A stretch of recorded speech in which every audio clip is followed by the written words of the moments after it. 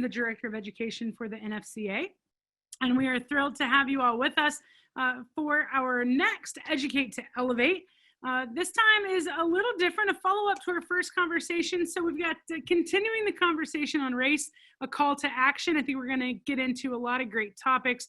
Really just thrilled to be joined by such awesome panelists. So a few things, we have plenty of questions from the registration form, but we know things are going to pop into your head as you're listening and thinking and processing. So please use the chat function, drop those questions in there. You can send them to just me at NFCA Education if you would like, or you can also send them to the group if you want to discuss a little bit more in depth with others as we go.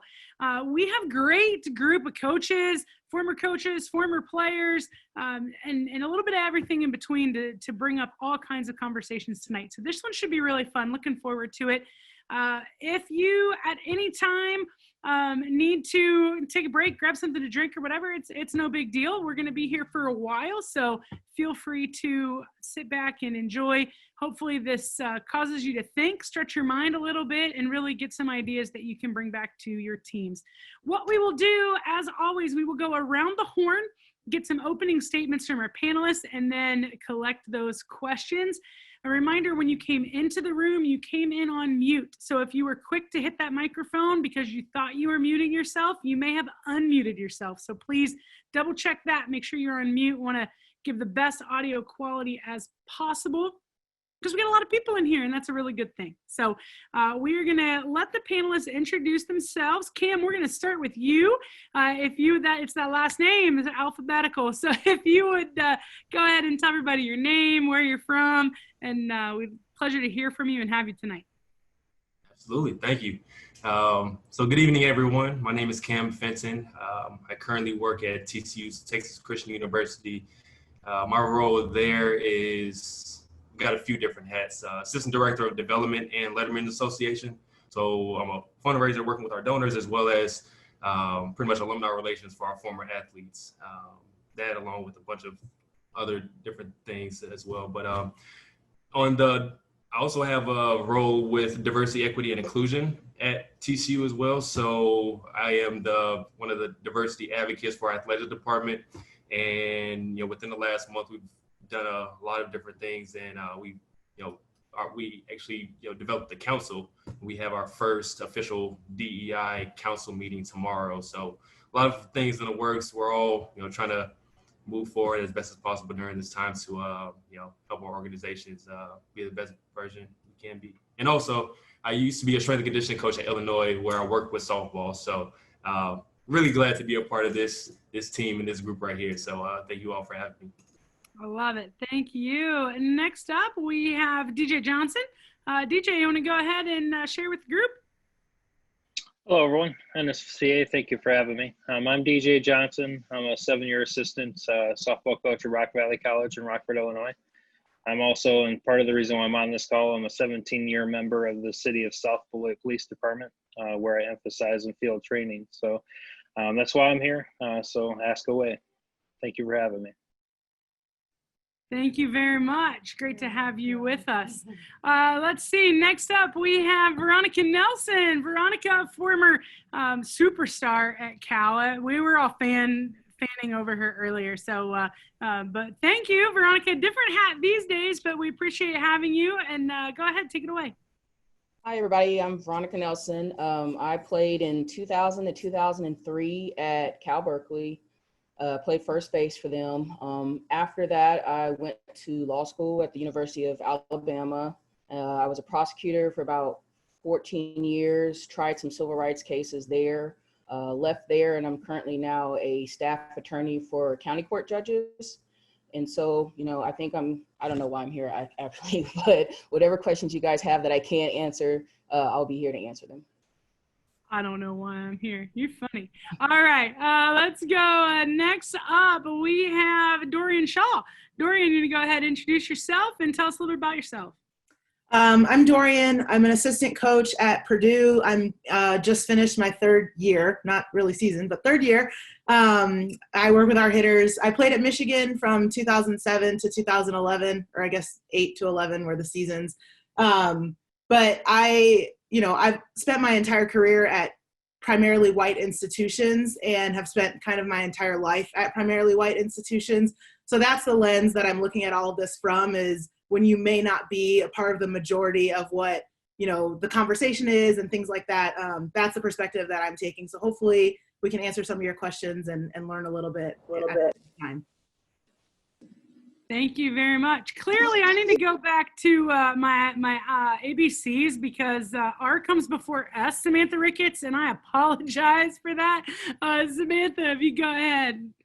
That's fine. I'd rather listen to them anyways. I'm Samantha Ricketts. I'm the head coach at Mississippi State. Just finished my first year there, but 6th year overall in the state of Mississippi at Mississippi State, and really thankful for the opportunity to be here. I'm, really looking forward to really, first of all, listening and learning from everybody on the panel. For me, with being in Mississippi for 6 years, this is a big issue, and it's something that's at the forefront for us. Our state is almost 40% Black, and our university is the highest Black population in the SEC. So this is something that, is really important to not just our university, our state, but to myself personally, and making sure that I'm in a position to use the privilege to affect change, because I know that that's important for me to do and for my athletes and everyone else to see, especially from a leader. So that's why I'm here. I'm really here to listen as well, but if there's anything I can help with from the perspective as a white head coach, I'd be happy to answer questions too. Thank you very much. We are going to get right into it, and we'll do this question for everyone. And for those of you who aren't coaching teams that are on the panel, it's okay. It still applies to you. You're in different groups every day as a leader in your communities or wherever you might be. So the question is, how do you balance your beliefs in social justice and promoting activism within the team with their own personal beliefs and opinions that may not be shared with all team members? So let's go ahead and we'll just stay same order. So Cam, you want to go ahead and kick that one off? Sure, glad to. So I think the first thing there, communication is key across the board. Communication and listening to everybody's perspectives, and having an understanding of, what people's concerns are. One thing that we did at TCU is, after, the killing of George Floyd, our athletic director reached out to a group of us, and he was trying to figure out exactly, how to, how we needed to move forward. And so what we did, we ended up, putting a group together and setting up Zoom calls with all of our different teams. Listen to all of our teams. Originally, it was focused on, we wanted to hear from our Black student athletes, to hear their experiences. But then we were like, no, we need to have everybody, have a space for everyone to be able to, speak or at least hear. And so, it's primarily a space for our, Black student athletes to share their experiences and how they were feeling. And, honestly, we had a lot of great contributions from both sides, both Black and white, to just join perspectives.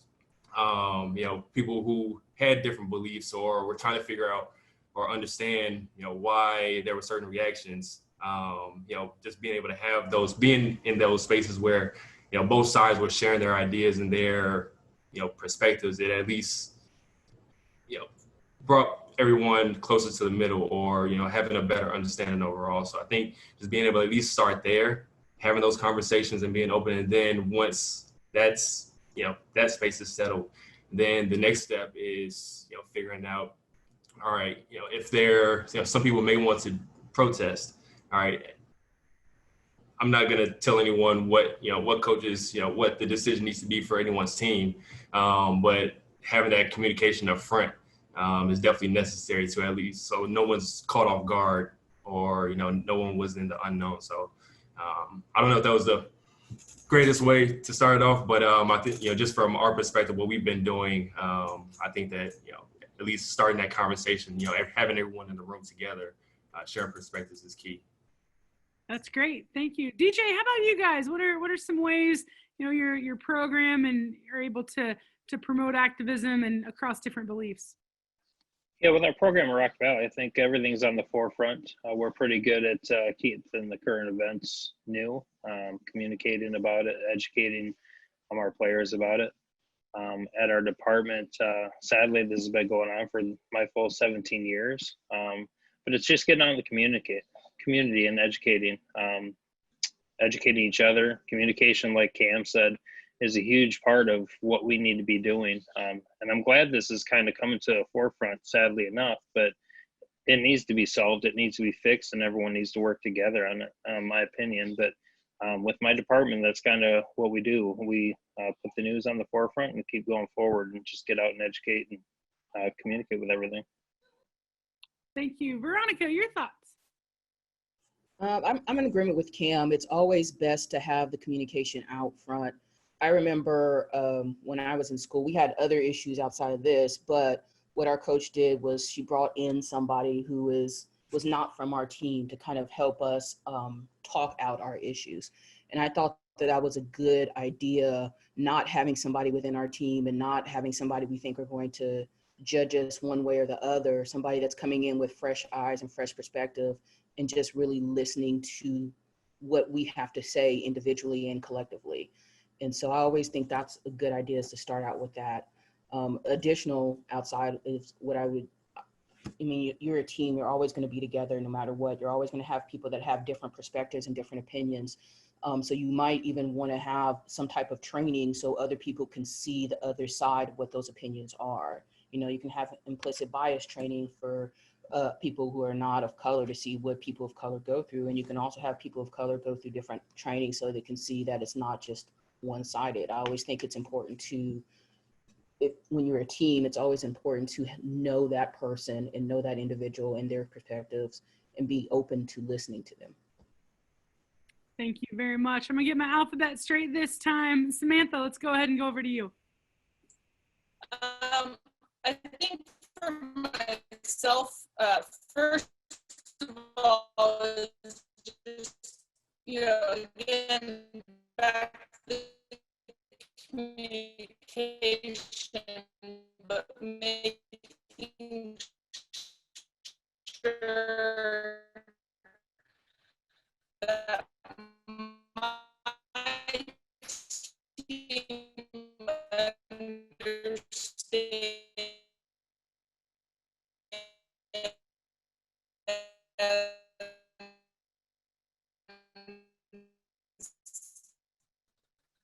Yes. Samantha, if you can hear me, I'm coming from with the. Is that better? There we go. Yep, there we go. I've been having this problem all day. But really, I think, just giving them options, whether it's a safe space in a big group chat, smaller one-on-one conversation, anonymous surveys, just places to ask questions and feel safe. We've been trying to find different ways, newsletters where we're sending out education pieces and allowing them to share as well, so that it's not just coming from coaches, has been some of the things we're doing. Thank you very much. Coach Shaw, let's go over to you. Yeah, I agree with, what Sam said, and Veronica and Camp, ask them how they feel and then don't shy away from the dialogue, right? Like, at the end of the day, they have feelings about this, and if you don't know where they stand, it's going to be hard for you to direct that conversation and the education. So don't be afraid to ask them how they feel, ask them where they're at with things, and then find those common threads and build standards and expectations of behavior that make those sides meet. So the humanity, right? Finding the humanity in it and being able to find common threads is something that you're only going to find if you actually have the tough conversation. So I would say totally in agreement about the communication piece, but don't shy away from the uncomfortable dialogue.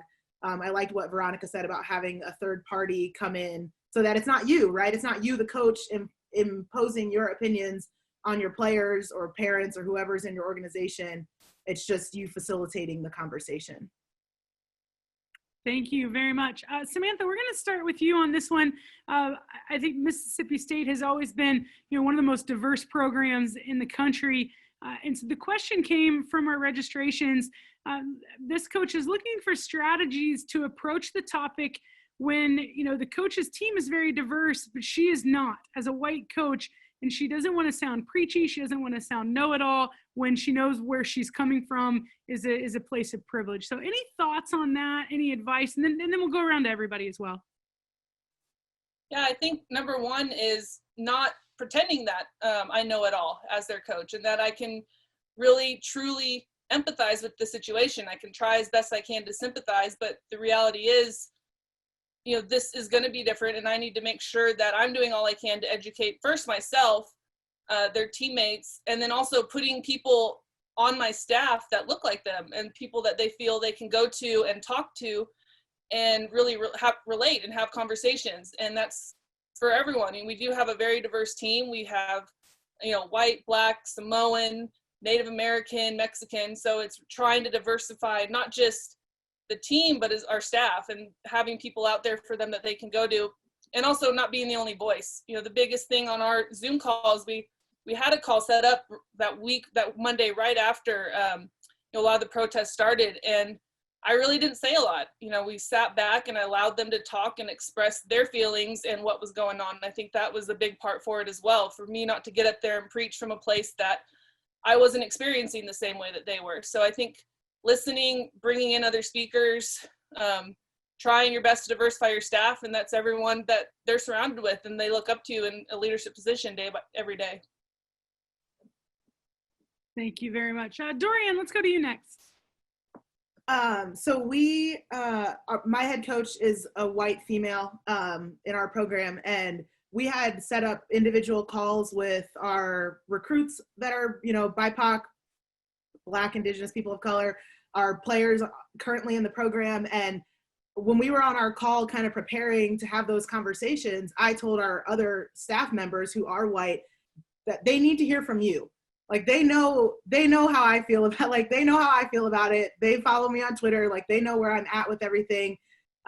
It's important for them to hear that you stand behind them, that you support them, that you want to understand, that you want to be better, because that leveling, right, that honesty, they can smell your BS, right? So if you are being preachy, or if you're coming from it, at it from the perspective that you do know a lot, they're not going to buy it, right? You've got to be really genuine with it. So I told our other coaches and members of our staff, I was like, I'm probably not going to say that much. I want them to hear that you are in this with them, because all of their lives, they haven't had people who look like you, who are different from them, in it with them, or at least that they can feel are in it with them. And you're one of the most important people in their circle of support. It's important for them to know that you're standing behind them, and you're going to do what you can to make the environment that they spend 20 plus hours a week at our level, right? They spend 20 plus hours a week in our environment, and we need to make it as welcoming and accepting and, advocating for them as we possibly can. So I kind of defer to them. I know it's contrary to what Sam just said a little bit, but I think it's important for them to hear that from you. So it's not just, oh, I'm going to throw it off to the Black coach to kind of handle this, or I'm going to throw it off to, and I'm not saying that that's what you're doing. I think bringing in other speakers is also important. But at the same time, kind of balancing that with them hearing from you and how you are supporting them in the process. Thank you. DJ, let's go over to you. Yeah, I think our staff also is, we're open to listening, and we don't always have all the answers either, but we're the first ones to sit back, listen, see, if someone has an issue or someone just has to pour out their feelings per se. But I think the biggest thing, it goes back to kind of echoing what Sam said too, is making sure you're there, making sure if you can't answer, reach out to somebody else as well. So just getting everyone involved to get the right answers. That's the biggest thing.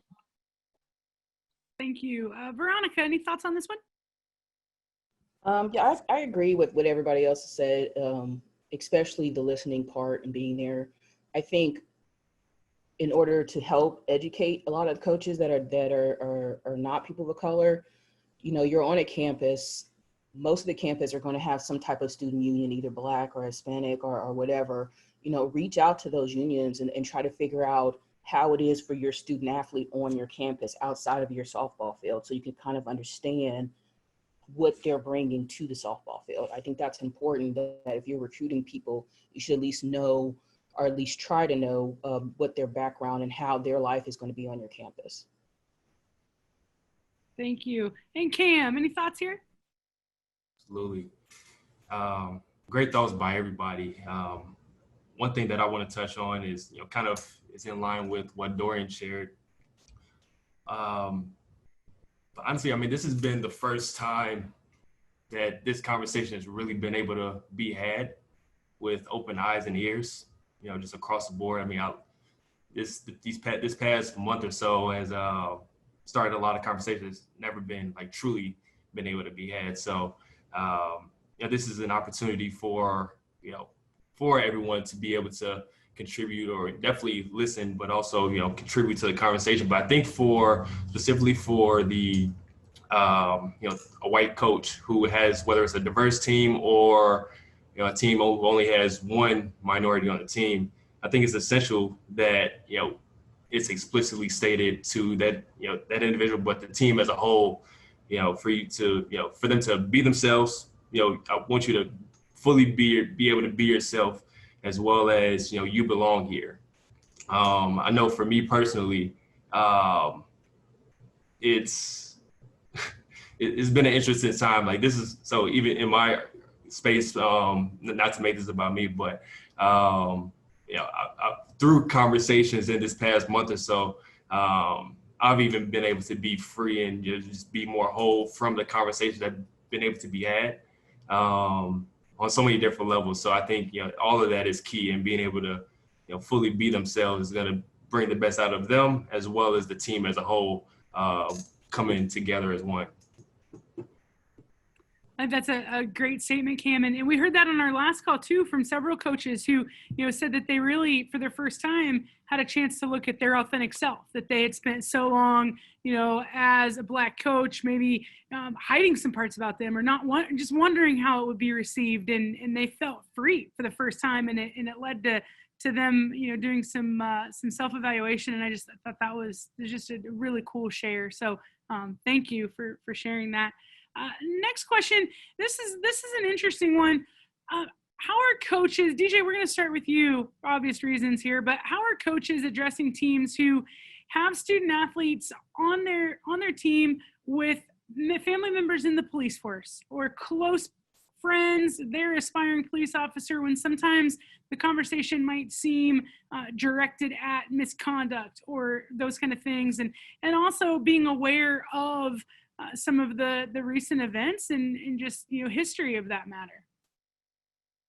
Sure. So I think every person that comes on campus, as far as student athlete, understands my position and profession as a police officer.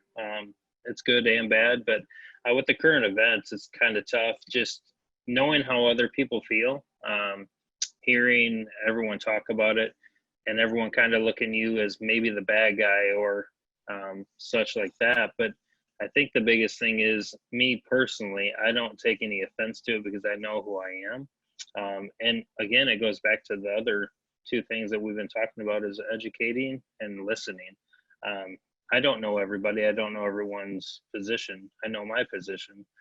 So it's the biggest thing is to make sure I educate them about police officers in general as well. And that's something I look forward to doing with our incoming kids that come in this fall. If we get that chance, is just make sure they know that I'm an open, honest person.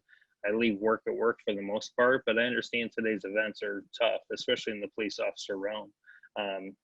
Just like in anything, there's a couple of bad apples in every group. And I understand that, unfortunately, like I stated before, my whole career, we've been dealing with this, and it needs to come to the forefront like it has. And I think it's just been going on too long. So that's the biggest thing there.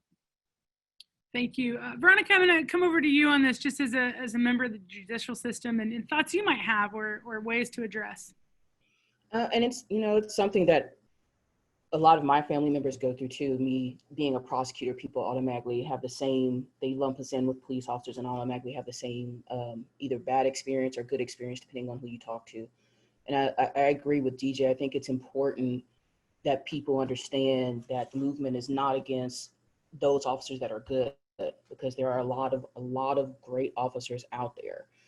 I think that point needs to be driven across on all aspects, so people are not offended when somebody says police brutality. If you know who that officer is and you know that they're doing a good job, that is not the person you're talking to. I think one of the ways that helps that is for people to experience kind of what a police officer goes through and experience what people of color go through when they deal with police officers. I think the easiest way to make that connection is you have to be exposed to both sides.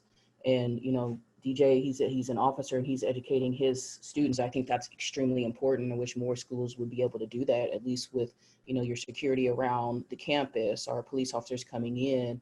I think it's important that both sides know that really, I think everybody is going for one goal, is to feel safe when you're in some type of police custody, as opposed to just saying that all cops are bad, because that is not the situation. So I think that's important to have on both sides for those who are talking about police brutality and those who are talking about, you know, we have family members that are police officers, knowing the difference between what is a good officer and what is an officer that is not good. Thank you. Dorian, let's go over to you on this one. I think it's important to highlight that police brutality is an action and a behavior, not a group of people, right? So condemning the action and the behavior is not to be conflated with condemning the entire police force or all of law enforcement.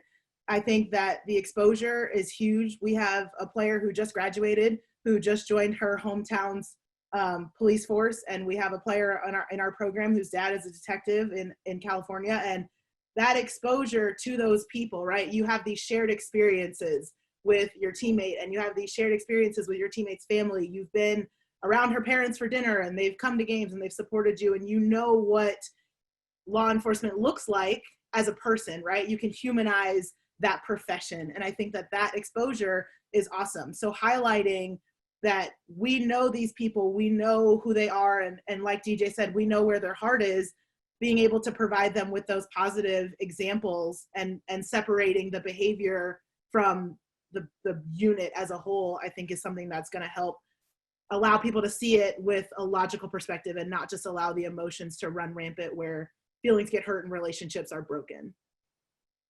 Thank you. Cam, your perspective? I definitely agree with what everyone else said. I mean, I think the exposure is key. I mean, across the board with all these issues, being able to put opposite or just different groups together, and once kind of going back to the education piece, you know, having that exposure and people learning about one another and having positive experiences, at least assists in those situations where there may be one instance that, you know, is contradictory to that. I mean, I know for me personally, I grew up on the south side of Chicago, and I mean, I've quote unquote, you know, fit the description so many times. And I mean, it's frustrating. It's not a good feeling, but I mean, at the same time, as a whole, I don't, you know, look down upon, you know, I don't have any hard feelings towards, you know, police as a whole, but, you know, that's a lot of that is because I've had very positive experiences with, you know, law enforcement. So that exposure and, you know, at least those good experiences can assist in incredible ways. Thank you, Cam. Sam. Yeah, I agree. I think, you know, exposing them to all sides of the issue is good. And, you know, we've got a player whose dad's a police officer. My dad's been a police officer for 30 years. And you just kind of, you know, my team has met my dad, and just kind of humanizing and putting a face, and then allowing them to ask the questions and continue to have the conversations. You know, they know our local campus police. They're at our games every day. You know, it's just part of the community within that we have in Starkville. But again, I think going back to allowing them to have the conversations, we've got one who's very vocal on her social media about, you know, defunding the police. And, you know, we allow her to kind of express, and she shares her research and what she's been learning on our team calls. And that sparked side conversations. You know, girls might not be comfortable talking to her in front of the whole team, but she gets phone calls just asking questions and, you know, helping to educate the team. And that's coming from her and not just from us when we're sharing stuff with them in a newsletter. So I agree. I think the communication piece is big with it, and exposing them in as many ways that we can, and kind of sparking, you know, just these side conversations that I might not even be a part of. And I'm just, you know, able to hear a little bit of what's going on and what they're sharing and learning outside of softball. Thank you very much. Monique, I love your statement, question, whatever it might be. Could be both. I'm turning it into a question in the chat. And then Mo, I'm going to ask you to unmute yourself and comment at the end because I think it's great. But let's go to her statement regarding the previous question. I think it's important to emphasize that even on all white teams with an all white staff, conversations on race and racial injustice is equally imperative. I think it's very, very true. So how do we do it? If you're a white coach, white team, what are some ways that you can start if you're feeling uncomfortable or not really sure where to go? Let's have Cam start this one off. He hasn't been a leadoff hitter in a while. Cam? I'm glad to take this one. Like I said before, I mean, what we did at TCU, I mean, we listened to all of our different teams, and I mean, we have, I'm not going to name any teams, but I mean, there are definitely teams that are, all white across the board. And a lot of them have, had these conversations. And one thing that we realized, I mean, with certain teams, as I saw how, we're going to have this conversation with this team, I'm like, I don't know how this conversation is going to go. It's going to be completely quiet. But honestly, it was, those were some of the best conversations because, a lot of those student athletes had, gone and, done their own research before and were coming up with different ideas. So, I mean, they really surprised, in a great way, us all. And honestly, the allies, white allies as a whole are crucial in this, this movement right now. There's only so much, yelling and screaming and stomping that, the people in the minority group can do. As we see in the protests and across the board, there's more diversity and more just white people as a whole involved in this movement and a part of it and waking up. And once again, I go back to, the eyes and ears being open.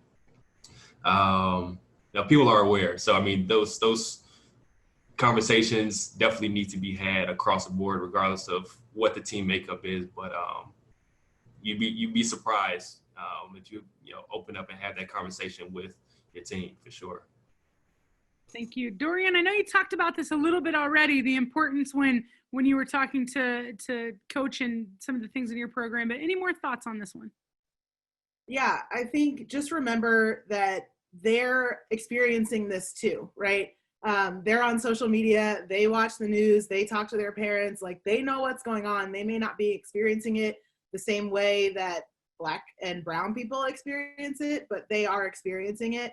And just to remember that the conversation needs to be had because we need to move the needle, right? So like, just think about in the future, your players are going to become or be partners to or siblings of or parents of law enforcement, lawyers, doctors, bank loan officers, right?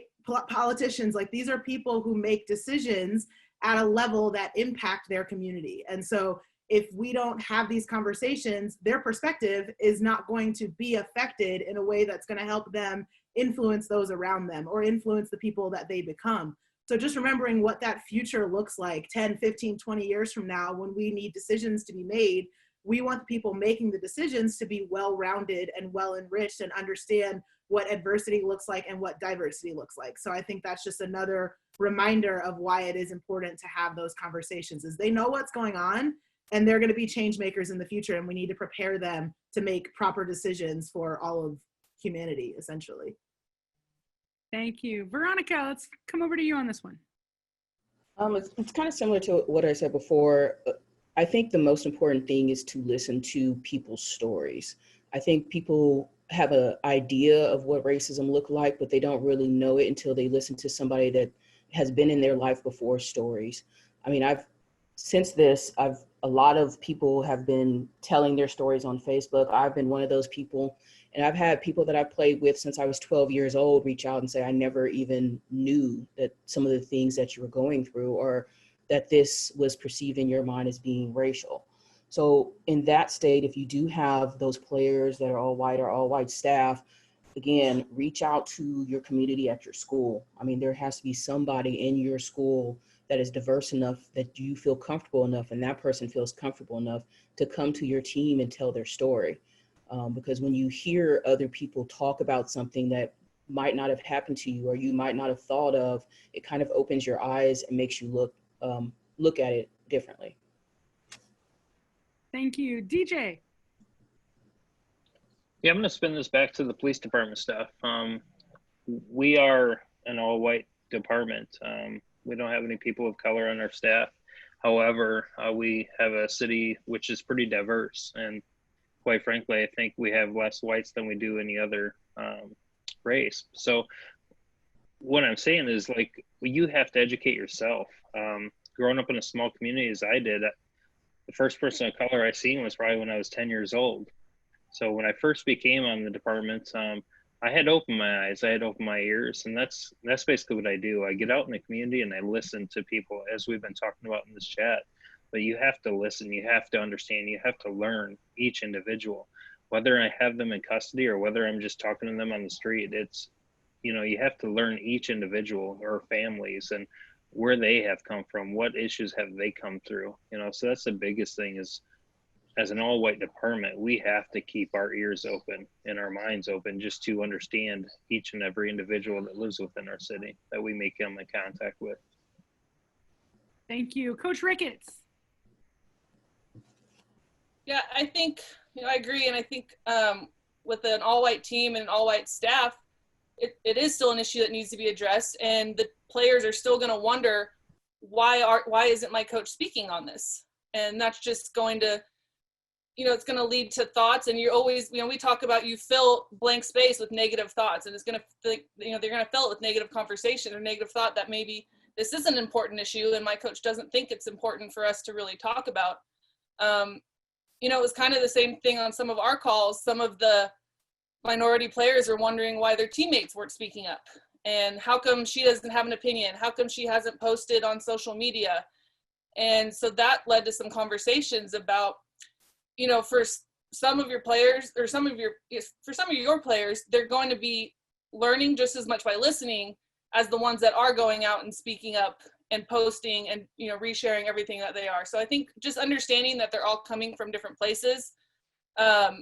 But again, getting them to communicate is going to be huge. And that starts with you as the coach and showing that this is important and that it's not going away. It's not one phone call, that this is a lifelong issue that's just being brought to the forefront for us to discuss. And for some people in some of these cases, I know on the last forum, one of the speakers mentioned, you know, if it is an all-white staff and all-white team, finding ways to go out and expose them to people of color, book authors, speakers on campus, like Veronica's talking about, finding ways to expose them so that they don't think that they just live in this all-white world and that they're able to see other things around them when it's not a part of maybe their daily team. Thank you. Monique, I'm going to throw it to you too. If you could take yourself off mute and just give a quick intro, who you are, where you coach, and then what thoughts you have. Thanks for sharing. I'm Monique White. I'm the assistant softball coach at Georgetown University. And I kind of just reiterate what Sam and like Dorian said, is like, it's ultimately our job to send, yes, to do softball, but also to prepare our athletes to go out into the world. And I think it's our responsibility, and we can't do that if we avoid issues of race and stuff like that. And I've had conversations with coaches where, you know, coaches are like, am I equipped to have this conversation with our team, being as, you know, I'm a white coach with all white players. And in my opinion, like, that's the best, like, allow them to see you as human, like allow them to see you learn and admit the things you don't know. And I think your players are going to learn by you allowing them to see you through your growth kind of process. Yeah, so that's kind of the biggest thing is, you know, I've heard people like not address it because they don't have people of color or Black student athletes on their team. And I think it's equally important. And if you don't know, learn and allow your team to see you learn. Like, if topics of race, you know, maybe make you defensive or insecure, like, imagine how they're going through it too. So, you know, I think it's just important that, you know, if you are insecure, having those conversations to learn and get help, but also allow your team to see you grow through that process. And if it is an all-white staff with an all-white team, you know, it's important to understand that whenever there is, you know, a student of color or a Black student athlete that comes on your team, like, are you prepared, you know, for that? so that they don't have, you know, an uncomfortable experience, because the reality of it is their experience as a Black student athlete is going to be different of that of a white student athlete, regardless of whether we're prepared for it or not. And it's our responsibility to give all of our players, you know, good experiences. And I think we can't do that if we don't talk about issues of race. So. Thank you very much. Appreciate that one. Next one on the registration list that we have came in specifically regarding HBCU campuses. So I know Tori Tyson is with us. Tori, I'm going to come to you on this one. Hope you're ready. This is the fun part when we know you. If you could talk to us a little bit about how can HBCU coaches take a leadership role when it comes to education? What are some things that they can do in messaging and just joining in the conversation?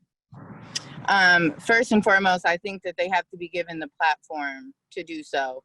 Again, I know a lot of HBCU coaches that have a lot of great things to say and a lot of education, but there is a fear in some way of like, how do you get there? I've been blessed that I kind of got to come behind a family and I've been able to have great rapport with people that have allowed me the platform. But I challenge everybody. I said this on the first call I did.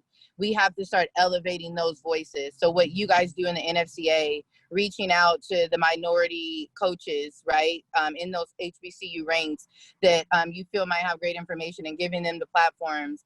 I know a lot of coaches have reached out to me to talk to their teams. It doesn't have to be just me. There is amazing women. There's amazing women and men in this sport that have a lot to say. So elevate their voices. And for those coaches who I know, and I know that feeling of feeling a little bit inadequate or afraid to go out there, use your platform. And right now is an important time as ever. Reach out to those coaches and let them know that you're an ally. And you would love to have the opportunity to discuss things with them. I've met so many coaches on my journey, especially being at an HBCU, that want to know more, and they want to be educated. And I have encouraged them to reach out to other coaches and not just myself. So again, reach out to people, use your platform. I think that one thing that kind of gets fearful being a minority coach or at an HBCU is being afraid to say things that you really feel. But if you're being authentic and you're speaking from your heart, people are gonna want to listen and they're going to want to know more. So say what you need to say and take advantage of your platform when you get it. Thank you very much, Coach Tyson. Appreciate that. Next question. This one's a little different. How can a high school coach start this conversation with their team when the school expects coaches to stay politically neutral? So let's go ahead and let's see who hasn't kicked off. Veronica, I don't know if you've kicked one off. Let's have you start on this one. I mean, that's difficult. I know, I mean, especially in high school, they're having these conversations whether you're there or not.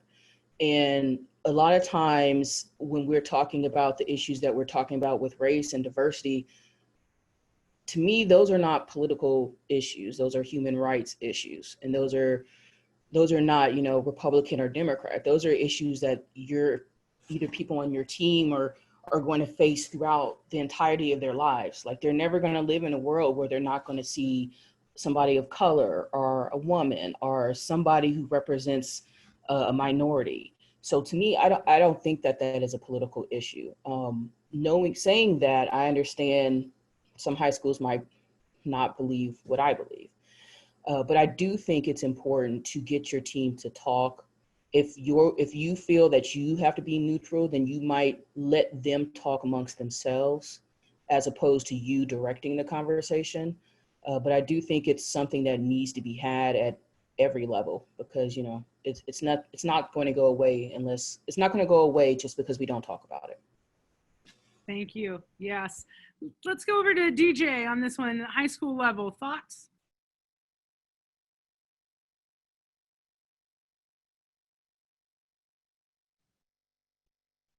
Did we lose DJ? Oh, Yeah, DJ, I think you're on mute.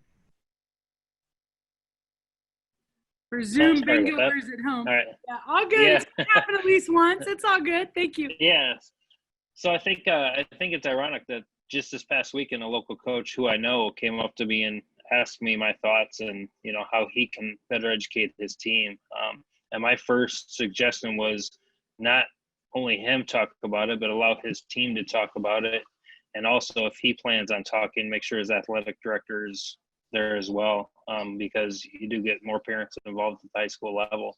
But it's something that they do need to address. And like Veronica said, they are talking about it, and they always have. But it's something that needs addressed at the high school level, and especially in those, you know, primarily white schools as well. So, but I told him, you know, just it does need to talk about, and hopefully he can get that done, especially with the athletic director present.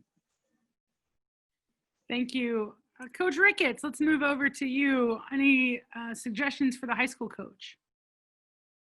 Yeah, I mean, I agree. I think first and foremost that it shouldn't be seen as a political issue, that it's a human rights issue that these young players and females are going to be talking about. I think another thing to think about, and something that we've done at the college level that would work, is to also ask for education for the coaches and teachers and staff that you have that are dealing with the players on a daily basis. And I think that's something that gets lost along the way, and we're so focused on doing what's right for the team. But, you know, we have all of these resources, and why not make sure we're educating the people who are educating our athletes? And I think that's something that is okay to ask for at any level, and to reach out and just to make sure that we're receiving that education, and that, you know, your administration is taking it serious, and that they're going to help you along the way. And then you can continue to pass on that information to your teams and to your athletes. Thank you. Let's go, Dorian. I agree with everything that's been said. A lot of what I originally thought Veronica said and Sam said, like, it's not political if you don't make it political, right? And especially if you're talking about athletes at the high school level, they're not into politics largely, right? By and large, they're not into politics anyway. So what they see is the raw reality of like videos on social media and things that they're exposed to. They're not going on politicians, you know, websites to read their manifestos by and large. So making it, you know, non-political, making it about humanity, right? Having values, having morals and standards of behavior. And then the other thing that I would recommend maybe discussing with your administrators or people who help you make decisions is having the parents be involved in that conversation, right? The more transparent you can be, I think having the athletic director on your side is huge.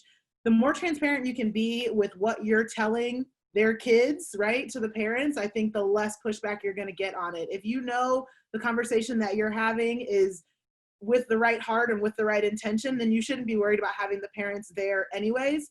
So I think it's important for them to understand where you're coming from, the environment that you're trying to create within your program and your team, and they're the team around the team, right? They spend the most time with their parents at that age level, that they need to be a part of that conversation as well. And they may bring to the table some things that you perhaps weren't prepared to talk about, or, you know, didn't have the insight to talk about as well. Thank you. Veronica, did you have something else? Yeah, I just wanted to add also is another way you can talk to your athletic director about it is if you're going to allow your team to talk about it amongst themselves without, you know, you supervising or somebody being there, that could cause conflict within your team, because you're going to have high school students fighting about if, you know, human right, or if it's a human rights area, if it's a police brutality, you're going to have conflict there. And so it's always best to have somebody that's going to either moderate it or at least be there to break that up, so it doesn't fester within your team and you not even know about it. Thank you. Great point. Cam, let's come over to you on the high school question. Yeah, no, a lot of really good contributions from everyone. So I'm not gonna pile on too much more to that, but what I will say is I think that, you know, if an athletic director or, you know, leadership is questioning, you know, trying to have those conversations, honestly, I think there needs to be an internal look at just in terms of what the overall culture, what's the overall objective of why we're trying to have those conversations. You know, if we're looking at this, you know, the reason for wanting to have this conversation from specifically looking at diversity, equity, and inclusion, you know, that should be something that everyone is striving for. So I don't know. Honestly, during this time, I feel like it's been becoming more of a priority, definitely within the college space. But I mean, I think that needs to carry on, to every level. So I think at least starting with those conversations and, just like I said, taking an internal dive to if diversity, equity, and inclusion hasn't been a priority, it hasn't, there hasn't been any statement or anything internal, then I think that's something that needs to be looked at, at the minimum to at least start to have a framework. Absolutely. Thank you. Got a round of individual questions here, several things coming in on the chat. So we're going to do some individual questions. Veronica, first one is for you. What areas surrounding diversity and race have you seen the most positive change in your profession from when you first started as a prosecutor to today? The areas I've seen, at least in my standpoint, is the addition of diversity within the district attorney's office, within the judges that sit on the bench, not just diversity in color, but also diversity in thought. It used to be when I first got to Harris County, you could not find any minority that was on the bench. The DA's office we have about 350 attorneys. We had about 20 that were African-American and 10 that were Hispanic. So I've seen that turnover a lot, not just in more females, but also more minorities. And when you have that type of turnover within your office, obviously that changes kind of some of the ideology with those prosecutors going forward. So the biggest thing that I have seen from the start of my tenure at Harris County to now is just the different types of people with different types of ideas that are within the system now compared to before, where it was pretty much everybody was cookie cutter, had the same ideas and nothing was changing. And I'm going to find the article, but there's a tremendous article that was written, Veronica, about just the number of, I think, minority females. Am I right on here that were elected in the same time you were elected?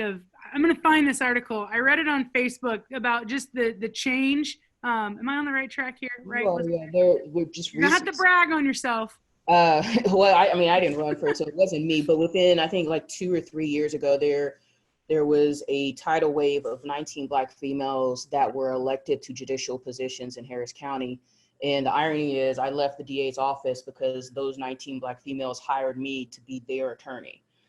So that, even before then, we had some, but it has been a complete different switch. And because of that, not only with those 19 Black females, but we have more Hispanics, we have more people that are in the gay and lesbian community. We just have a different diverse group on the bench, and it has brought some changes that, hadn't been seen in Harris County in 60, 70 years. Yeah, I'm going to find it. I'm going to link it. It was a great read. So it just very, very cool. Thank you for sharing that. Coach Ricketts, the next individual one's for you. Can you talk about your experience with Mississippi State and your coaches, athletic department, lobbying the government, state of Mississippi for the change in the flag and what that was like, and what did you share with your student athletes with that? Yeah, that was a couple weeks ago. I think it started with the SEC coming out, with the statement that we could potentially not host SEC and SEC championships on campus until the state flag was changed. And then NCAA came out with a similar one. And then I think it really got pushed to the forefront when one of our football student athletes, Kylan Hill, made a statement that he would not play football this season unless the flag was changed. So it really, I think, put it on the out in the front. It's picked up by a lot of the sports media outlets. And, it has been an issue. And we tried to change it 5 years ago. It was my first year when South Carolina changed their flag. And it passed in South Carolina. It did not pass in the state of Mississippi. So for us, it was another chance that, all eyes were on the state of Mississippi and, hey, maybe we can get this done quickly. It was past the cycle to introduce new legislation in the legislative office in the Capitol. So we were able to go down there and meet with the Speaker of the House and a couple others who were really pushing this forward. And it really 2 votes. So for us, we had to get down there quickly. I got a phone call one afternoon and we all were down at the Capitol the next morning. It was, I think, 6 coaches, our athletic director, and then a couple staff members. So it was a really cool experience to be a part of. I don't think as a coach we ever expect that we're going to be lobbying Congress members. But for me, it was kind of the same thing when I was interviewed down there. It was like, changing the flag should not be a political issue. This should not be a Democratic versus Republican issue. This is a human rights issue. And when 40% of our population looks at a flag that's supposed to represent them, and it reminds them of the pain and what they've gone through in the state, how is this uniting our state? So for us, that was my comment to the team as well, was we want to do the right thing by our state and our community, and we don't think this is political. And I asked them for their opinions. Everybody was on board. They were signing petitions for it before we went. And I actually had a student athlete, her grandmother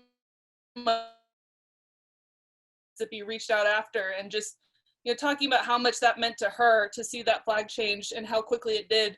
And to me, I shared that with the team because I think that's really a part of the reason. And it was me using my voice, not just for myself, but for my athletes and their families and the ones who have lived in that state and experienced not even be able to attend Mississippi State, and then experiencing life under the flag, and then now finally seeing it change and seeing change happen. I think it was a symbol for them, and they were all very proud of it. And I think they knew where we were coming from. My big thing again was communicating with them on the front end. We had conversations about it and continuing to share that this isn't political. This is doing the right thing and standing up and using our platforms and my own personal platform to affect change. Thank you very much.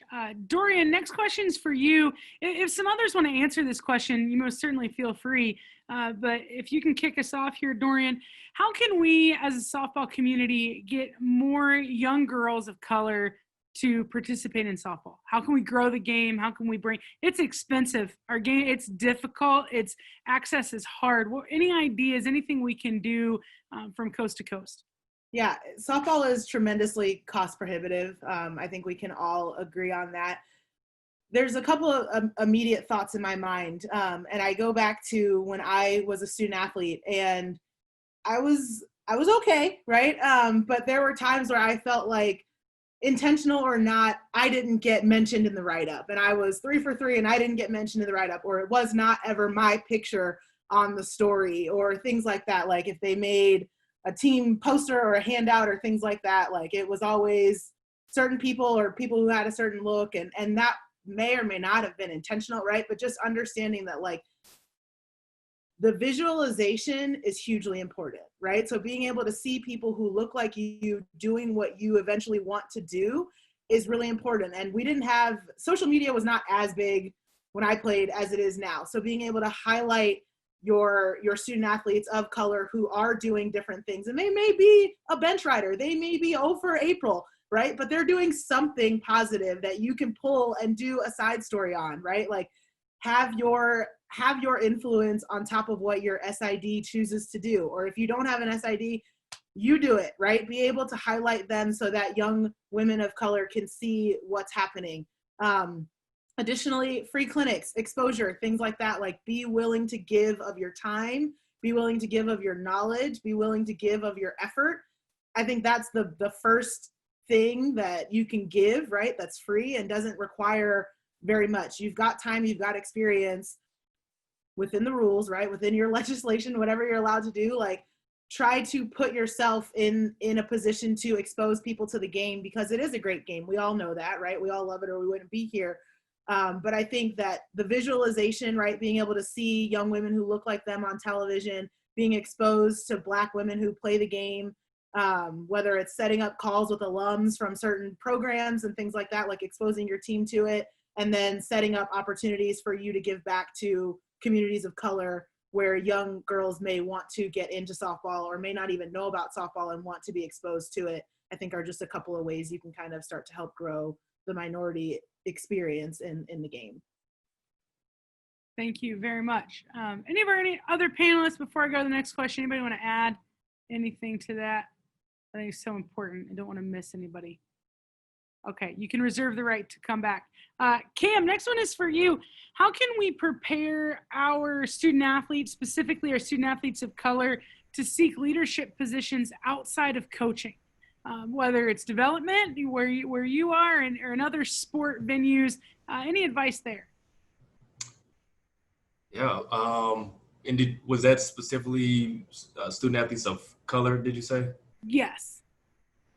Yeah. So honestly, for me, the people who have, I mean, for one, there's within our industry, in a lot of industries, I mean, there's been a lack of diversity in that. Like I said, I mean, that's one of the reasons that this big push for diversity, equity, and inclusion has been so.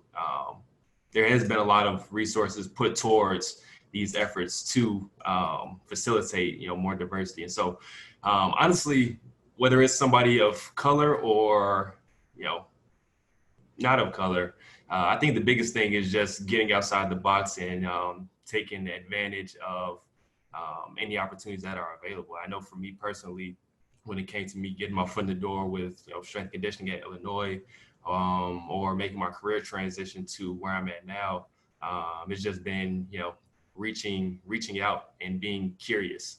So I think in terms of what coaches may be able to do, I think a big thing is being able to encouraging whether it's people from the community or people who within our own networks, bringing them in, who are possibly in the sports industry or whatever it may be, but bringing them in and making them accessible and kind of going to what Dorian mentioned earlier, just being, having that representation and people, then being able to see people who look like them, who are visible and who are doing things. I know, a lot of our student athletes at TCU come to me a lot of times, in terms of, me being kind of their mentor, because there's not a lot of us.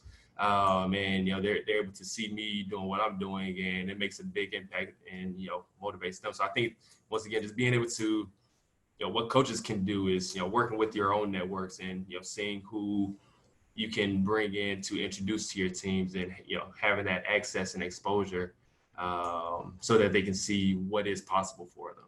So I think that's a huge key. Thank you. DJ, question for you. Are there things that you would recommend that programs do to start developing relationships with their local police departments? Are there ways that they can get involved and just, create some commonalities between athletic teams and the force?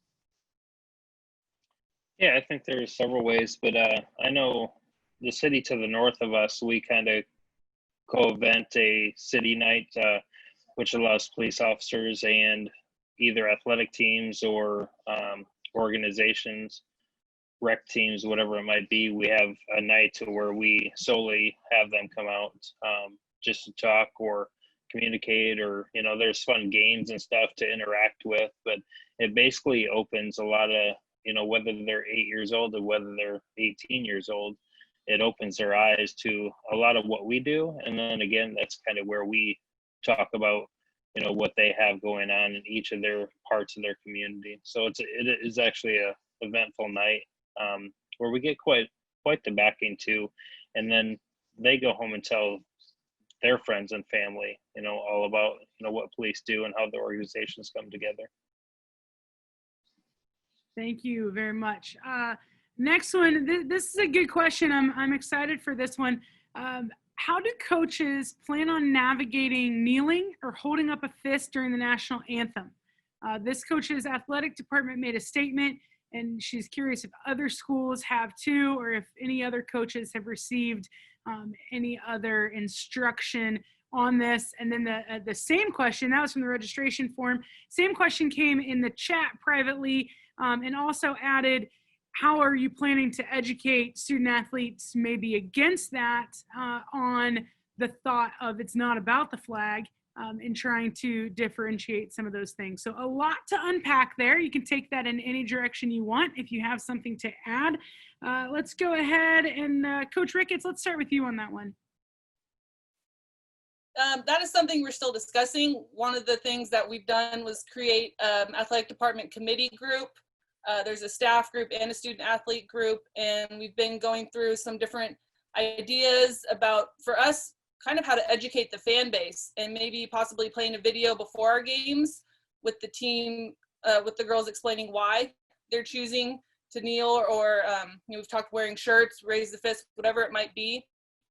So that way that we're able to educate as well and have them demonstrate however they would like to. And our thing is we want to encourage the girls, we encourage them to use their platforms. I think that seems to be the consensus right now, and we've got a little bit I don't think we have everybody on our team one way or the other, and that's fine. And we're going to let them continue to discuss about it and create that dialogue. And I really like that idea that has been kind of brought up by our committee members about also educating the fans, and so for them to know that this isn't about the flag and that this is our student athletes using their platform in a way that's meaningful for all of us. And so that's kind of where we're at right now. I don't know if we've had any other new ones, but my director of ops, Kayla Wingfield, she's the one on that committee for us.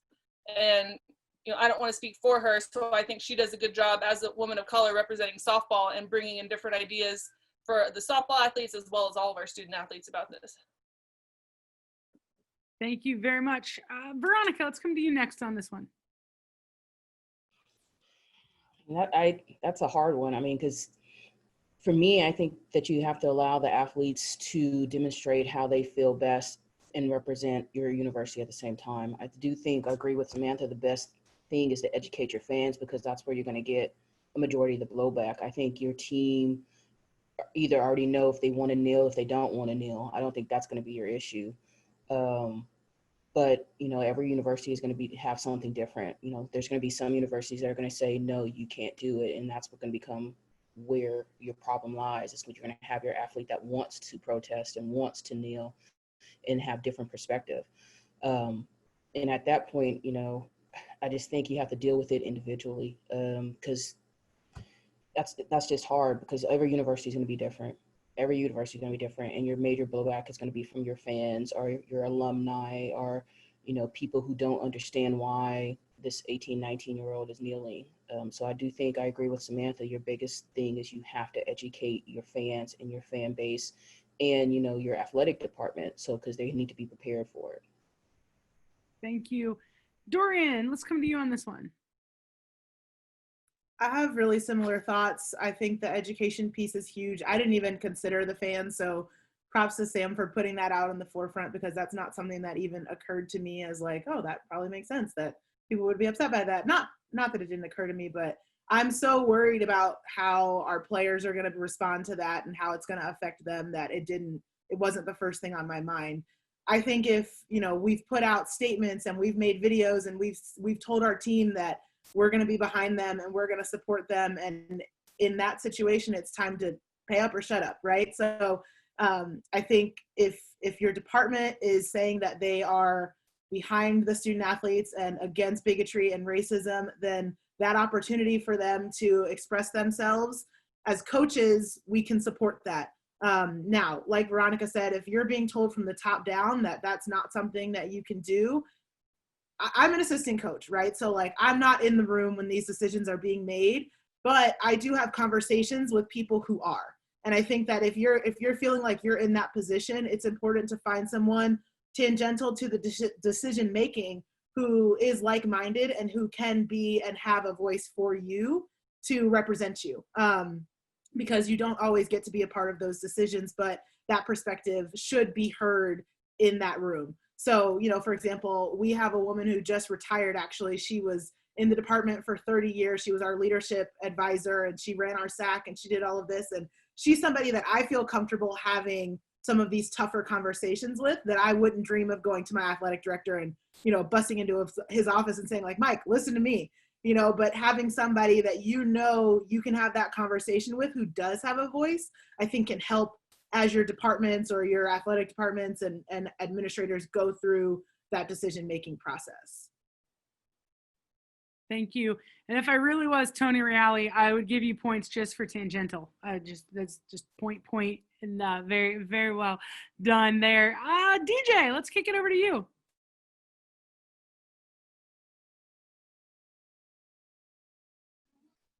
I haven't really had a chance to talk to our coaching staff about this, and obviously my opinions matter to some, but I think we're in a changing time anyway, as far as just if we're specifically talking how you're going to stand or kneel to the flag. To me, it's really no different you know, as athletes have gotten into the habit of putting their hands behind their back or, you know, swaying their arms, to me, it's really no different. But again, it comes back to like everyone else is talking about education, you know. So as long as you come back to a unified team decision, and as long as everyone understands, you know, where the other players rest, I think, you know, whether you stand, whether you kneel, whether you put your fist up, whether you hold your hands behind your back over your heart, I don't think it should matter how you do it. So as long as you have a purpose for what your beliefs are. But as long as the whole team is on the same page of understanding each other, it really shouldn't matter. Thank you. And Cam. Yeah, so kind of in response to what Dorian shared a little while ago, me being on the side, you know, connecting face to face with the fans, that was definitely somewhere that my head went first and foremost. But I think that there's definitely an opportunity, you know, for the, you know, you coaches that do have a, you know, a strong fan base, or even if it's a smaller fan base, whatever it might be. But with that educational opportunity, as well as honestly, one thing that we're considering will do, you know, on top of that educational opportunity is, you know, reaching out to have them involved in not necessarily a game day protest, but you know, other things, other initiatives that we'll be working on. So, I mean, you know, with that, you know, being the case, you know, whatever that might look like, like I said, we still have some meetings that we're getting ready to start with our student athlete council as well as our staff council. But I think that, you know, figuring out creative ways to have the fan base, you know, educating them, as well as if, you know, the team or the organization does want to make some type of statement or, you know, make it open to them, for them to be a part of whatever movement or, you know, act that you all do, that there's an opportunity for that. Like I said, we have some things that we have in mind at TCU that we're kind of interested in and excited about. So I think, you know, education as well as an opportunity for, you know, combining the fan base with student athletes can be a key as well to break down some of those extra barriers. Thank you very much. We also have Samantha Ekstrand on the call. Samantha is the NFCA legal counsel, and every once in a while we get some questions to kick to her. So I know she has something on this one, and then something also for our panelists to think about. I don't know if you have anything to add, but a good comment in the chat here, a private chat, was, will this be an issue as a visiting team? How do we protect each other with allowing our teams to express themselves in environments where a school may have an issue or the fans aren't being educated? Just curious how teams will handle road trips. So even if we don't have anything to throw out on that one and navigate that question, it's a great one to continue pondering, take back to administration, talk about with your opponents or something like that. But Samantha Ekstrand, let's go to you. First, what a great panel, learning a lot and really appreciate the perspectives that you're sharing. I had a coach whose job was threatened about 2 years ago if she had any player kneel during the anthem. Her AD said flat out, "You will lose your job if I come out and there's one of your players." Now, what will be very curious to me is will all this change that, right? I mean, will all of what's happened with all the social movement and the awareness, and that coach was really in a dilemma, in a pinch, because she supported her student athletes and wanted them to be able to express themselves, but her administration made it very clear that that was not permissible. So I think what's really important, first and foremost, is that you have these talks with your administrators, with your SWA, or with your AD, your sports supervisor, early, right? Not a week before the game or before, you know, a day before a game day, and get real clarity on that, on what the administration's position is. And then if you need to loop in, I think Veronica talked about the resources at different schools, you know, these, the Office of Diversity, Equity, and Inclusion, or whatever it's called on your campus. I think that would be a good one to tap in. But you know, my hope is that AD would not be able to say that right now, you know, but I think what's important is just to have the conversation and communications and making sure, and somebody else on the panel had said this, you know, that your administrator is aware and understands and is supportive of whatever's going on in your program. And that is that has become a kind of a big moment. So I think it's great that we're talking about it. And I'm really hopeful. I hope that the student athletes are going to be able to express themselves in that moment, because I think it's taken on a new meaning, or a better understood meaning than maybe it was 2 years ago. Thank you. And while I have you on here, Sam, we had another question, and that's why I had to go to Coach Ricketts. Coach Ricketts, I was scaring Samantha Ekstrand every time I said Sam. She thought I needed her, so it's kind of funny. But Samantha Ekstrand, I had another question on here for you. And then Veronica, if you want to answer this too, happy to hear your thoughts. What are your thoughts on rewriting your handbook policy for racial concerns and dismissal from team? You know, we've seen this recently with some student athletes, comments that were directed in Twitter. I believe it was a football program. Thoughts on that? What do coaches and departments need to be aware of, and what do coaches need to do?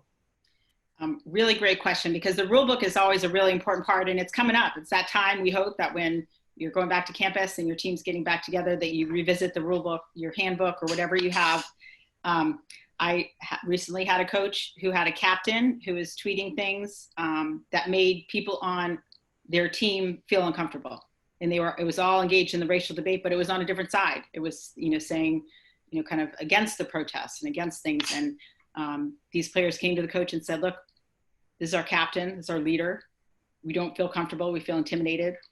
And there was nothing in the handbook at that point. I'm not sure if the handbook would have saved that situation, but I think talking through and realizing that you as coaches are educators, first and foremost, and you do have a very important responsibility to create that safe space and culture on your team.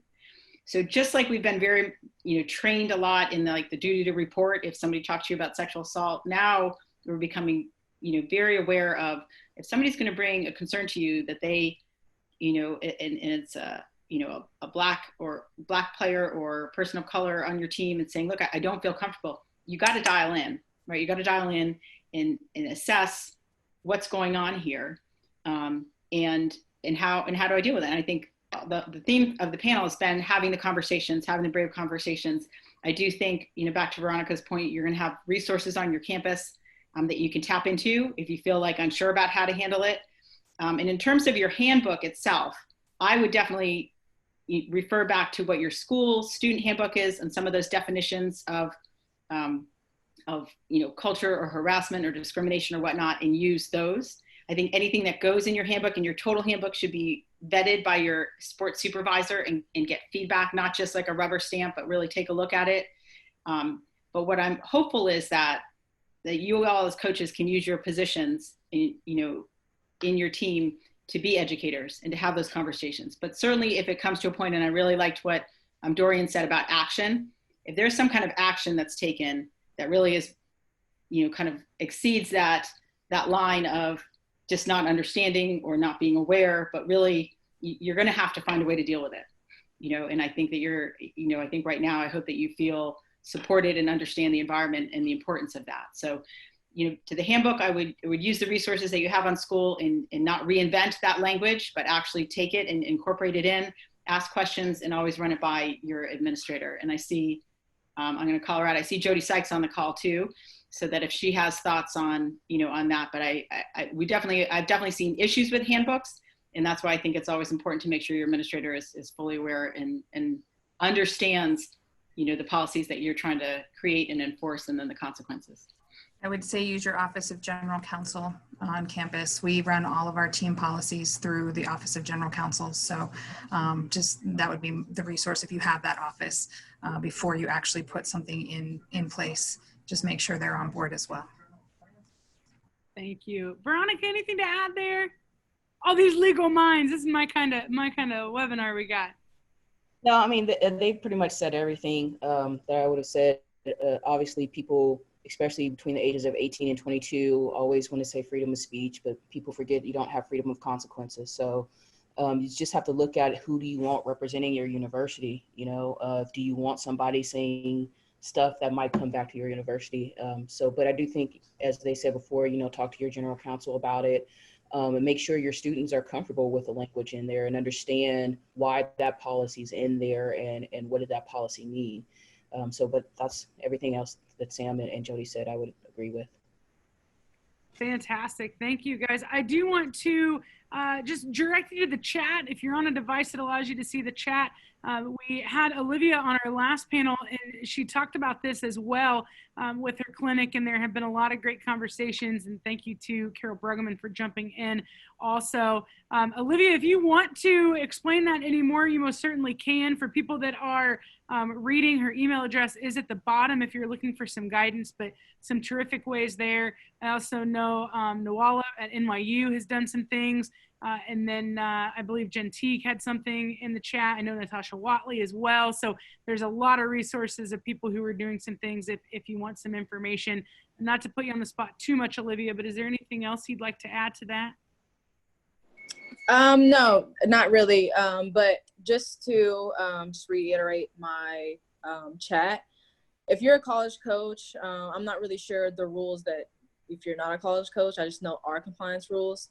You can host a free clinic anywhere, whenever, obviously, you know, with the contact and evaluation schedule you have to follow. But it was honestly easier to set up than an institution camp, if that makes sense. So what I did was I set up an easy website for kids to sign up. I did have age requirements. One thing that I did not have was transportation. So what I did is I looked for a space or an area that was close to the underrepresented community. So it's closer to that underrepresented community, and just hosted a free clinic there. And it was free for all. And it was great, honestly. Like, if anybody wants to reach out and have a conversation about it, I would love to have a conversation, because I really did look forward to doing it again this year, but obviously COVID. But again, like, you can host it anywhere, even if you're going out to California to recruit, like, you can have a free clinic out there. And it doesn't have to be like a prospect clinic. It can just be just a clinic for, you know, just anybody. And if it's anybody, I think you can, you know, you have an opportunity to target just different areas and different communities. And I think that's a good way and a good start to introduce the sport to others, if that makes sense. Yeah, thank you. And having Jody on here is great, because the one thing I've learned from her, and I see a lot of Division I coaches on here, is details, details, details. And so Jody, jump in here and tell me what details we need to remember on this rule stuff. Yeah, sorry, y'all. I'm a compliance person, so I get into the weeds on some of this stuff. And I love Olivia's work, and I think that it's amazing. I just want to make sure we're clear on a couple things. For Division I, and I'm only speaking Division I because I'm not a Division II or III or junior college, two-year college expert. But for Division I, even if the college, the camp is called the Olivia Watkins Youth Camp, if it's 6th grade and younger, you can absolutely do whatever you want. If it's 7th, 8th, or above, then we have some additional restrictions about when and how it can happen.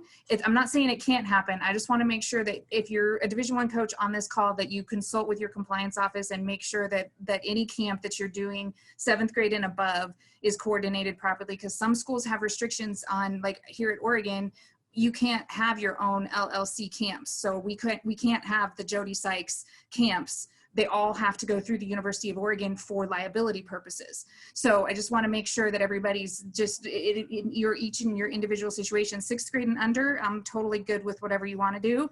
7th, 8th grade and above, want to make sure that you coordinate with your compliance staff, or me. I'm happy to assist if needed.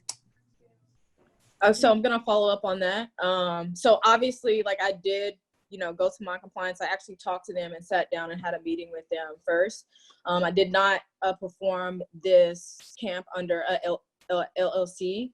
I was insured under my institution, so I was fine on insurance, if that makes sense. You would just have to make sure that whatever facility that you're using, obviously, like, the payment is, you know, it's not discounted. You're paying the rate and everything.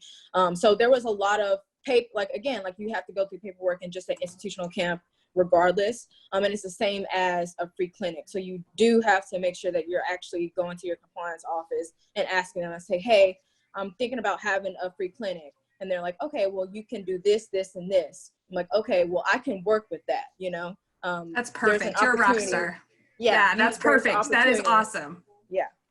But I just wanted to let everybody know that, you know, even though that there was restrictions and, you know, certain times that I could and couldn't do things, I didn't let that stop me, because it was like, okay, I wanted to give back and I wanted to have a free clinic. So that's exactly what I did. Absolutely. And there are super creative ways for people to, like you, to do these clinics. And if you've got compliance people that are willing to work with you, it can absolutely happen. And if your compliance person isn't willing to work with you, come to me. I will absolutely work with you all and to make it happen, or help educate them on the ways that it absolutely can happen, because there are great ways that this can be done. And Olivia has done a great job with that. So I appreciate that, Olivia. Thank you. Thanks, guys. We got resources for days. Look at this. This is great. Whatever you want to do and jump in here. A couple more questions, and then we will wrap up. Thank you all for continuing to stick with us. One question from the registration form. When a coach is witnessing, and I'm trying to paraphrase this a little bit, so if you're on here and I get this wrong, let me know. But if a coach is working on appropriate behavior for inclusion and witnessing whether it's a statement or an action that just doesn't jive with expectations, how do you correct it on the spot without undermining or without making someone feel bad? And I'm sure this is asked under the assumption of it comes from a good place. It's not malicious in intent. What are some thoughts on what coaches can do to constantly be teaching in those moments? Let's go, Samantha Ricketts. Let's start with you on this one. Yeah, I think it's something that we're, especially once we get back on campus and dealing with on a daily just experience for us. We've talked about possibly having what you call like a safe space, or we've had a speaker, I think she called it a strong space, but kind of a timeout, pulling them aside and really having the conversation about like, all right, this is why what you said or what you did was offensive, and letting them talk with whoever was involved in the situation, if it is at practice or, you know, when we were together as a team. So that's one thing that we've talked about as well. And for me, just, you know, with the way that we interact with the team, we'll talk about a lot. You're going to create more change by empowering others and encouraging them to do the research and to grow and to make these choices and changes in your views than you are by embarrassing or belittling them just because they have a different opinion than you. So that's one thing that we make sure that we're doing. Like, we're going to listen and be respectful, but it's okay to disagree, and that we do that in the right way, because as soon as you go out at somebody on the attack, they're going to put their guard up. And so we want to make sure that we do have a safe space where they can have these conversations and maybe change somebody's mind. And whether that's on a Zoom call or in person, that we're able to be comfortable enough around each other to have the tough conversations, because that is a part of what our daily life is. And we talk a lot about, if we're preparing you for life after, the tough conversations is a big part of that. And you're going to sit down and be uncomfortable. And that goes for the staff as well as the players. I think that's something that we're all kind of learning and growing through right now together. Thank you very much. Cam, let's come over to you. Your thoughts on helping those growing moments? Honestly, I think Samantha hit it on the head in a lot of ways. You know, kind of adding on to that, I mean, one thing that we have is someone who is like really well versed in the DEI space and has all these certificates and everything. I mean, she catches everything, and kind of, I mean, pretty much everything that Samantha says, I mean, she's implemented in terms of, having a safe space and addressing when, like, even when it's certain situations when our marketing department has put out certain things that, were a little iffy, having those conversations. So it all comes back to that education piece, being able to communicate and educate and, having an understanding. And so, kind of all along that track, I think one thing that's essential is, it was touched on a little bit earlier, is I think it needs to be required diversity, equity, and inclusion training across the board. I mean, I know that's a direction that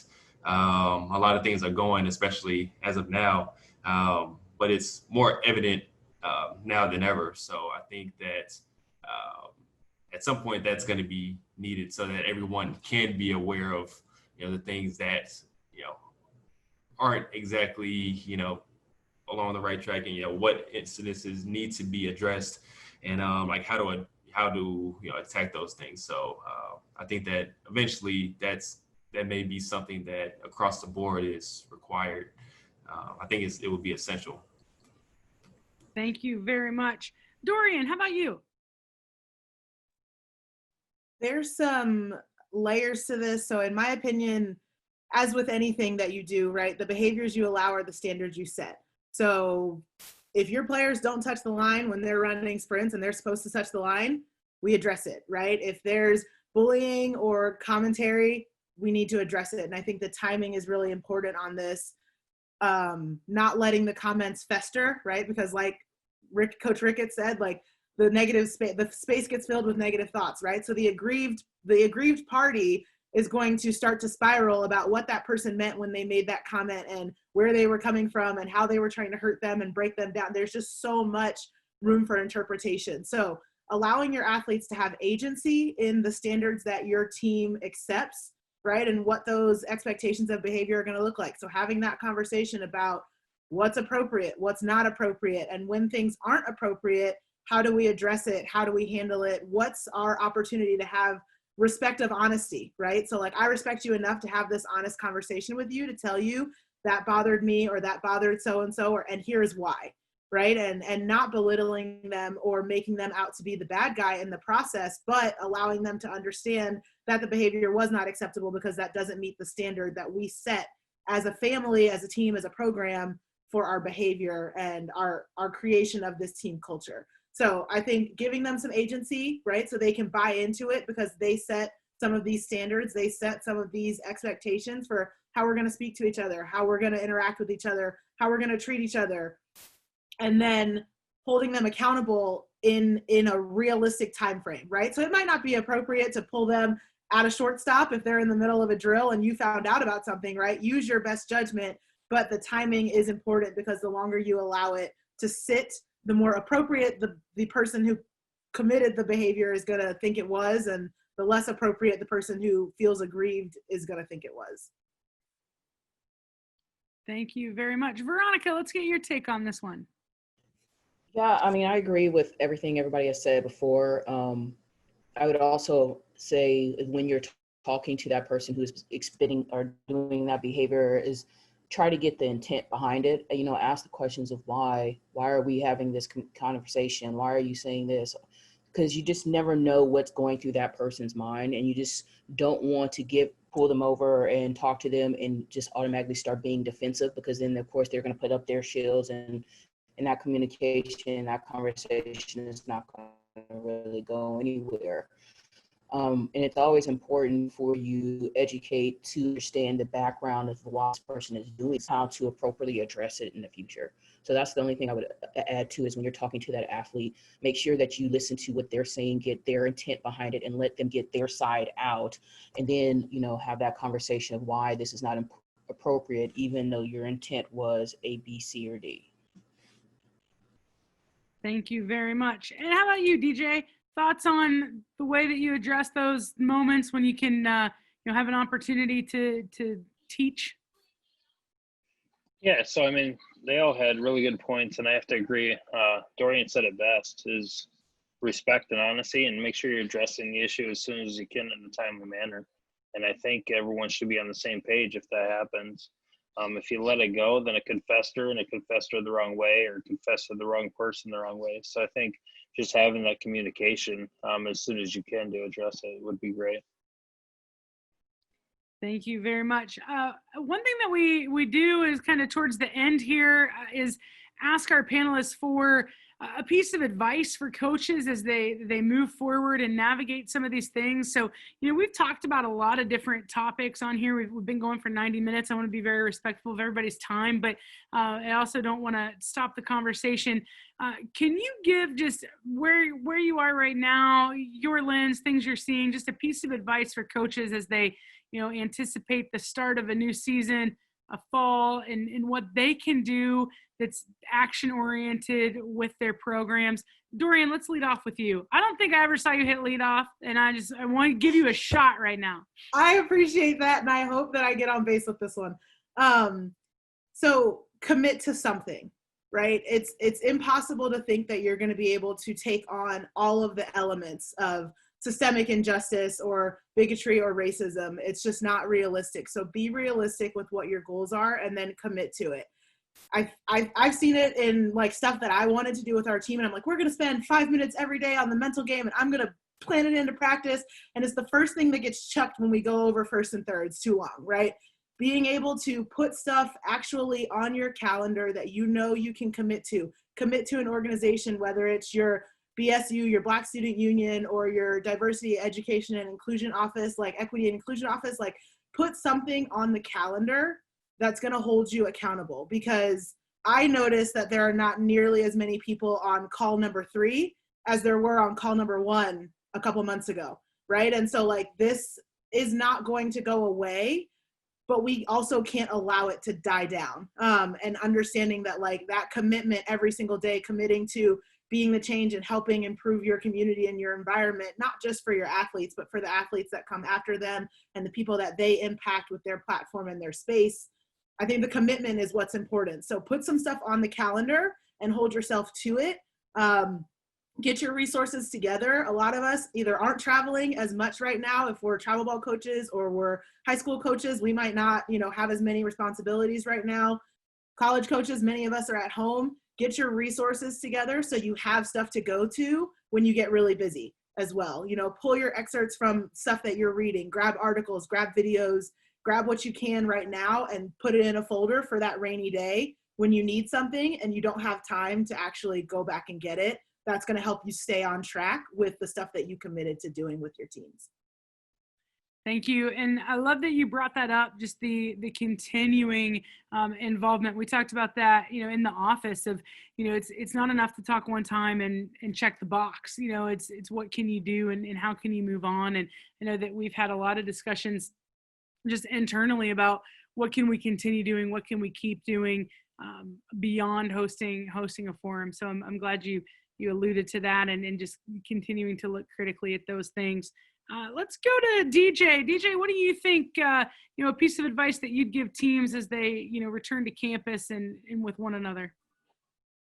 Kind of like on the same along as Dorian was saying, make it something to where you're meeting at least, quarterly about, because like she said, we don't want this to die down. This should always stay in the forefront because it is a challenging issue in our country today. So making sure that you stick to it, making sure that you're educating, you're listening, and all that.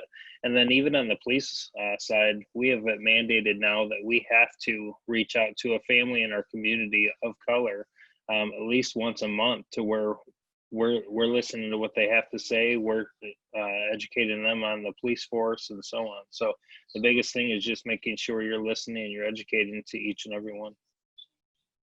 Thank you. Cam, what advice would you give? Yes, for me, what I'd like to share is I think it's essential that the team has there's a strong structured team culture, but being able to have flexibility within that culture for individuality and people being able to show their difference and being able to have a space that embraces that. Embracing sameness as well as difference is key. So kind of going along with what I shared earlier with, explicitly saying, you can be your full self here, you belong here. All those things are key. So I think that, explicitly saying those things in some form is going to be key. But, of course you have your team culture, but, it can't be that solid box. It has to be able to be flexible to, the people who make up that team. So whether it's an all-white team or a very diverse team, or if you're looking to embrace people with who look different or come from different groups, there has to be a feeling that explicit you have to say that this is a place for you. So I think that's essential. Thank you very much. Coach Ricketts, what would your thoughts be on what coaches can do over the next few weeks and months as students return to campus, hopefully, and they're able to talk to their team? Yeah, I love all those ideas they've shared. Dorian talking about committing to something. I think that's, so important for us and for us to show our teams that, we're not just asking them to do it, but we are as well. And that we're continuing to educate ourselves and to share. And, really one thing we've talked about is getting them to understand that when they look at it from just a big, worldwide or issue across our country, it can be very overwhelming for them. But get them to understand we're not trying to change the world. We're trying to work within our team, our athletic department, our campus, and our community. And if we can all get everyone to buy in there, that's where we're really going to affect change. So I think that's kind of been number one for us. And then the second thing I would say is really just to, to listen to ideas from the team as well. I think for a lot of us, we have ideas coming from our administration, from our conference offices, and all really great things that everybody's trying to bring forward to, to affect change, but really empower your athletes to be a part of it as well. My players on their own, they sent me a whole list of just things they want to do and things they think can help and really make an impact. So I'd say listen to them as well, empower them, because they're the future and they're the ones that we're going to want to really make sure moving forward, with this different lens. So listen to your athletes, empower their ideas, and mix them in with what your administration's doing or your coaches are coming up with, I think is going to be a big part of changing your community and your team. Thank you very much. Veronica, it's time to hit a walk-off. Here we go. Bring it home. Just to kind of piggyback off of what Samantha said, is not only talk to your team, but talk to your alumni of people of color. Ask them about their experience at your university, on your team, because you might be surprised of how different it is compared to how you might think it was.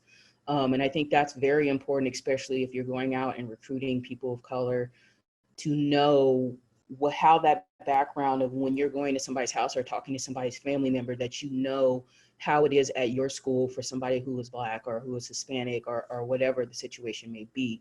And it might open your eyes to your own organization and how you handle things from somebody else's point of view that did not get said while they were at your university. No wonder people walked you so much. Crushed it. Thank you very much. And thank you everyone else for joining, for participating, for listening. The chat was fantastic. Thanks for asking the questions. As always, this is available after the fact to anyone. So if you have coaches that you work with, if you have student athletes, if you have anyone that you think would benefit from hearing the conversation and growing, please direct them to nfca.org under forums. They can find it there. We will continue the conversation. We'll continue the programming and the education. It's a commitment we make to all of you in the growth of our profession and our coaches. So thank you so much for joining us. We will continue the Educate to Elevate session, working on next month's already. So we hope you continue to be a part of what we're doing. Again, if you need anything from us, we are always here. You can get us on social media. You can email us, education@nfca.org, or you can pick up the phone and call us. We'd love to hear from you and help serve our coaches. So thanks again, everybody, for joining. We'll see you next time. Have a great night.